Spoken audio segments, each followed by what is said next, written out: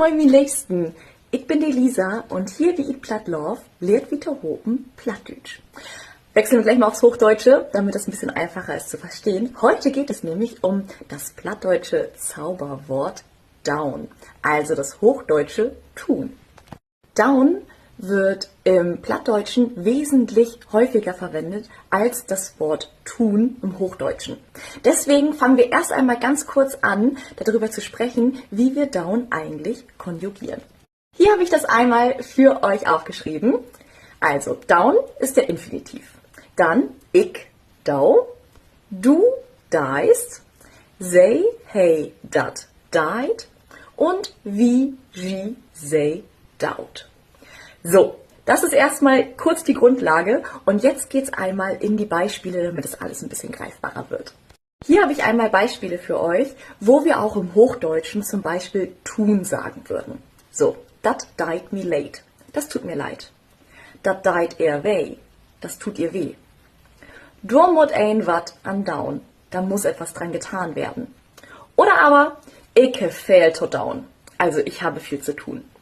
Jetzt habe ich aber erzählt, dass es im Plattdeutschen wesentlich häufiger verwendet wird. Und da gucken wir uns jetzt einmal die Beispiele zu an. Denn im Plattdeutschen können wir viel mit down ersetzen oder aber auch betonen. Zum Beispiel, ich weet, wat du denken deist. Also auf Hochdeutsch ganz stumpf übersetzt, ich weiß, was du denken tust.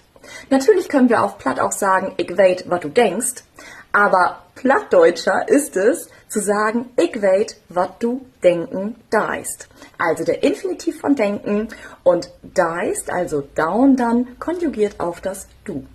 Zweites Beispiel. Du hast kein ein, der mir bei de Peer helfen deit. Also da ist keiner, der mir bei den Pferden helfen tut. Man könnte auf Plattdeutsch aber auch sagen, du hast kein ein, der mir bei de Peer helft. Oder das dritte Beispiel, ich gehe mal ein bisschen aus dem Weg. Sie daut den heilen Dach schnacken. Ihr tut den ganzen Tag sprechen. Ganz stumpf übersetzt. Natürlich könnte man auf Plattdeutsch auch sagen, sie schnackt den heilen Dach. Genau. Probiert mal, überlegt mal, okay, könnte ich vielleicht mehr down in mein Plattdeutsch mit einsetzen? Vielleicht passt das ja. Und dann habe ich noch eine ganz figelinische Aufgabe für euch. Fritz Reuter hat ihm was ganz Wildes mit down und deit und tun gemacht.